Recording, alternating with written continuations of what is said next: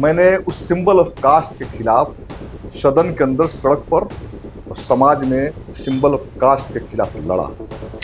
और इसलिए उस सिंबल ऑफ कास्ट के इर्द गिर्द के जो लोग हैं उन्होंने मेरा चेहरा को जो है जातीय बनाने की कोशिश की। कि आखिर मांझी से सत्येंद्र यादव क्यों हार गया, जो कि कहता है कि अभी बैठ के यहाँ मेरे सामने कि मैं जमात की राजनीति करता। तो हमारी जो चुनाव में हार हुई है, ये मैं उसे हार अपना नहीं मानता। इसी ददेसी अड्डा के टेबल पर जब राणा प्रताप सिंह चुनाव के पहले बैठे थे, संयोग ऐसा रहा कि चुनाव के दरमियान आपसे बातचीत नहीं हुई। मेरे मन में ये टीस रहा कि उस सवाल का जवाब मैं आपसे लूं। राणा प्रताप पॉलिटिकल रूप से मैच्योर लोग हैं। जो राणा जी राजनीति करते हैं, पहले करते थे या अभी भी जिस झंडे को उठाते हैं, उन्हीं की सरकार तो बिहार में थी। जो इल्जाम करप्शन का हम लगाते हैं भारतीय जनता पार्टी जदयू के लोगों पर, और वो लगाते हैं हम पर, आप ये बताओ ना, एक एमएलए का क्या दायित्व है।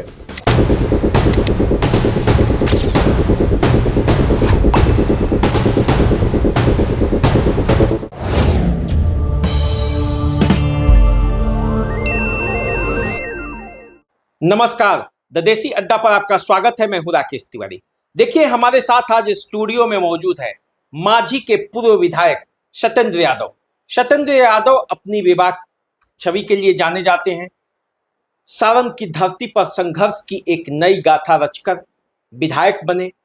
छात्र राजनीति से जो इन्होंने राजनीति में कदम रखा, उसे मुकाम तक पहुंचाया। सत्येंद्र जी, आपका स्वागत है। बहुत बहुत धन्यवाद।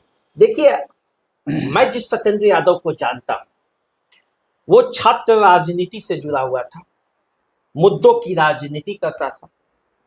बाद के दिनों में मैं जिस सत्येंद्र यादव को जाना, जो विधायक हो गया, मांझी का प्रतिनिधित्व करने लगा, तो सत्येंद्र यादव उस सत्येंद्र यादव जो मुद्दों से लड़ता था, और विधायक बनने के बाद जो सत्येंद्र यादव को मैंने देखा, समझा वीडियो के माध्यम से, उस सत्येंद्र यादव में बड़ा अंतर हमें महसूस किया।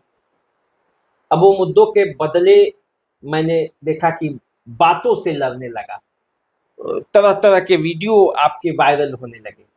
क्यों ऐसा बदलाव क्यों आया, और कैसे आप सत्येंद्र यादव जो छात्र राजनीति में उतने मजबूती से बात मुद्दों को रखता था, जिस वामपंथ विचारधारा के आप हैं, वो सत्येंद्र यादव आते आते फिर दूसरे दूसरे मुद्दे, जाति के मुद्दे, अन्य मुद्दों में कैसे उलझ गए? पहली बात तो मैं आपको बता दूं राकेश जी कि मैं 91 से मुद्दों की राजनीति के इर्द गिर्द ही अपनी राजनीति को जो है किया है। और मुद्दों की राजनीति के आधार पर मुझे मांझी की आवाम ने सदन के अंदर भेजा।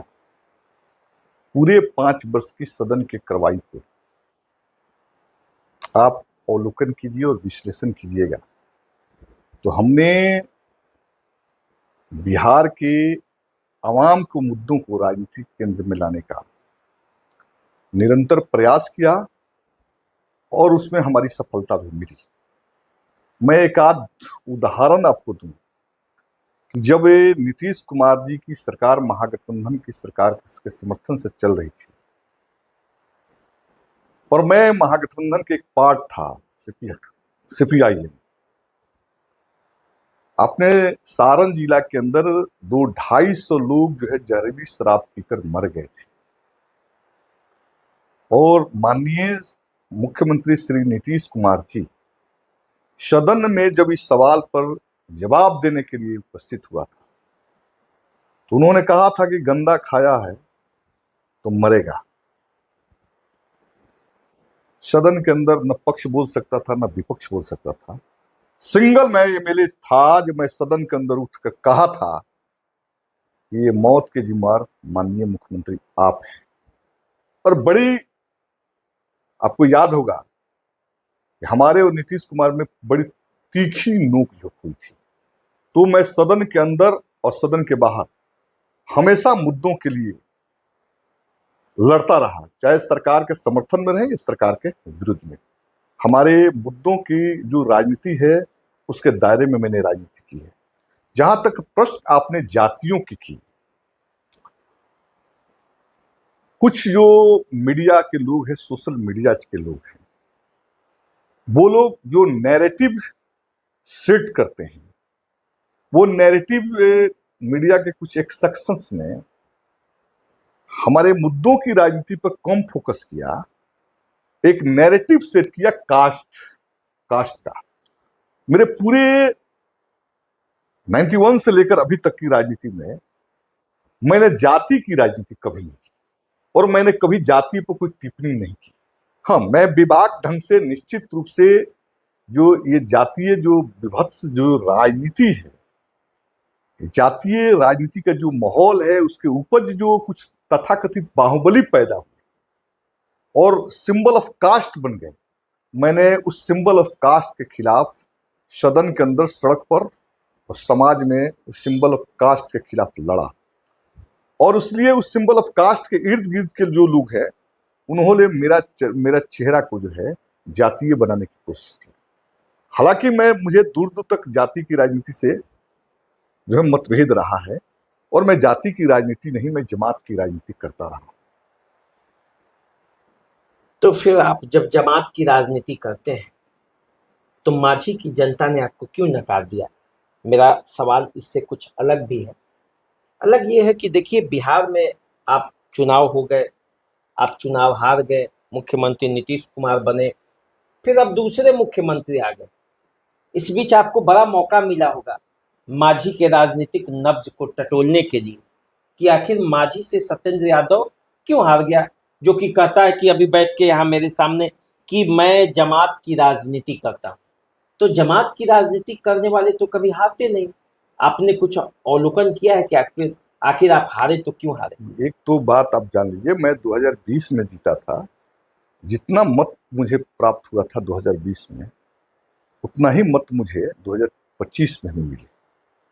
चुनाव हारने का अवलोकन की जो आप बात कर रहे हैं, आत्म परीक्षण की जो बात कर रहे हैं, मैं चुनाव का रिजल्ट घोषित नहीं हुआ था। मैं जब काउंटिंग से निकला, सिंगल विधायक था जो मैंने बिहार की राजनीतिक नब्ज पर हाथ रखा था, और मैं ही एक व्यक्ति था, विपक्ष के दूसरे नेताओं के आने से पहले मेरा स्टेटमेंट आया था कि ये जो जीत है वो 42,000 करोड़ की गिफ्ट की जीत है। आज भी मैं बोल रहा हूँ, मांझी के अवाम ने मुझे नहीं हराया, मांझी में मुझे चुनाव आयोग ने हराया। 80 करोड़ रुपया, जो 10,000 रुपया महिलाओं के खाते में, मजदूरों के खाते में, लड़कियों के खाते में, और दूसरे जो लोक लुभावने जो फंड्स थे, चुनाव के वोटिंग से 3 दिन पहले तक जो है सबके खाते में भेजे गए। और ये टेरर पैदा किया गया महिलाओं में कि अगर आप पैसा वोट नहीं देती हो सत्ताधारी दल को, जदयू को, तो पैसे वापस लिए जाएंगे, 2 लाख रुपया नहीं मिलेंगे। तो हमारी जो चुनाव में हार हुई है, ये मैं उसे हार अपना नहीं मानता हूँ, ये चुनाव आयोग के तिकड़म के बदौलत मुझे हराया गया है। मुझे ही नहीं, बिहार के अंदर पूरे महागठबंधन को हराया गया है। और मैं क्या कह रहा हूँ, आप एनडीए के जो विधायक लोग जीत के आए हैं, वो तो अब एक्सेप्ट कर रहे हैं ना, ये जीत जो हुई है 10,000 के बदौलत जीत हुई, 10,000 कमीशन देने के बदौलत जीत हुई। अच्छा, चलिए, 10,000 कमीशन देके जीत गए हैं। राणा प्रताप सिंह को आप जानते हैं? बिल्कुल जानता हूँ, आप ही के क्षेत्र के हैं। बिल्कुल मैं जानता हूँ। और आप लोग कई बार चुनाव आमने सामने लड़े भी। इसी ददेसी अड्डा के टेबल पर जब राणा प्रताप सिंह चुनाव के पहले बैठे थे, संयोग ऐसा रहा कि चुनाव के दरमियान आपसे बातचीत नहीं हुई। मेरे मन में ये टीस रहा कि उस सवाल का जवाब मैं आपसे लूं। राणा प्रताप सिंह ने ये कहा था कि सत्येंद्र यादव ठेकेदारों को संरक्षण देते, जिसे वो सामंती कहते हैं, कि सामंतीवादी विचारधारा के हम खिलाफ हैं, उन्हीं सामंतवादी लोगों को ठेकेदारी देते हैं। बेंच घोटाला, न जाने कितने घोटाले गिनाए थे। चुनाव हो गया है, अब तो कोई राजनीतिक लाभ और हानि की बात नहीं है, लेकिन जो आप पर आरोप लगे हैं इसी मंच से, तो मैं चाहता हूं उसके बारे में पहले आपका तो जवाब क्या है? जानता हूं कि राणा प्रताप पॉलिटिकल रूप से मैच्योर लोग नहीं, इसलिए कि हम अपोजिशन के एमएलए हैं।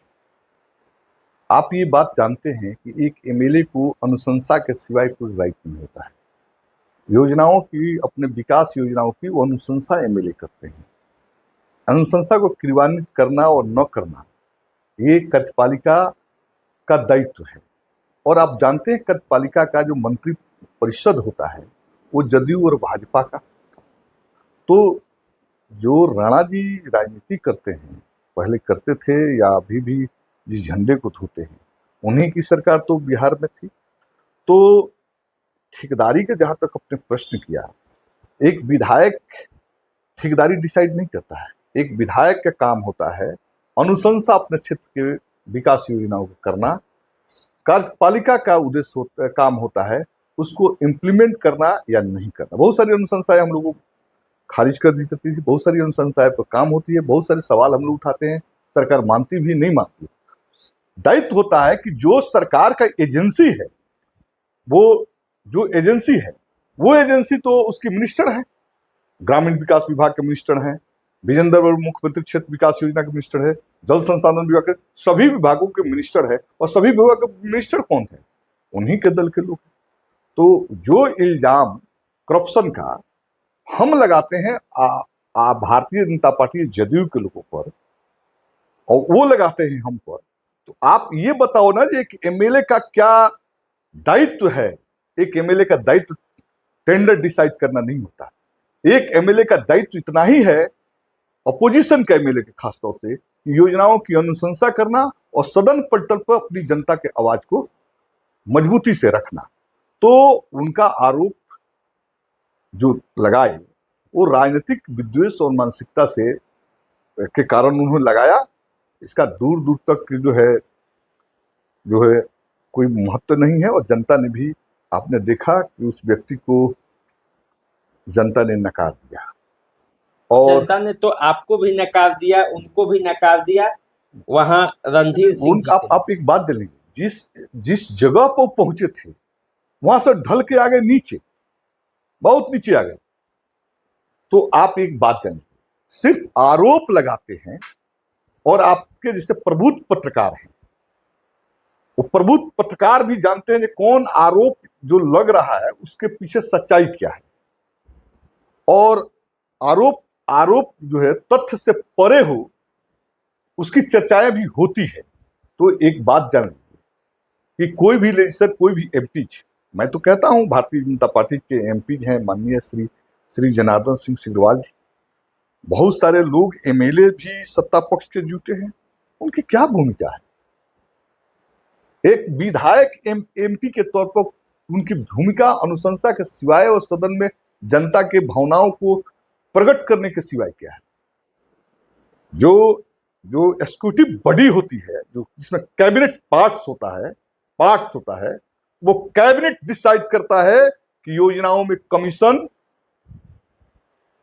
कैसे बंद होगा। और कमीशन कोई लेता है तो कैबिनेट, जो कार्यपालिका की जो कैबिनेट है, वो कमीशन भी लेता है, करप्शन भी करता है और मन चाहे किसी को लाभान्वित भी करता है। एज एमएलए, एज एमपी किसी को कुछ नहीं कर सकता। देखिए, आप विधायक हैं, हम भी पत्रकार हैं, हम सब लोग जानते हैं और जनता भी जानती है। ये कोई छुपा हुआ नहीं है कि कैसे काम होता है, कैसे क्या चलता है, सब लोग जानता है।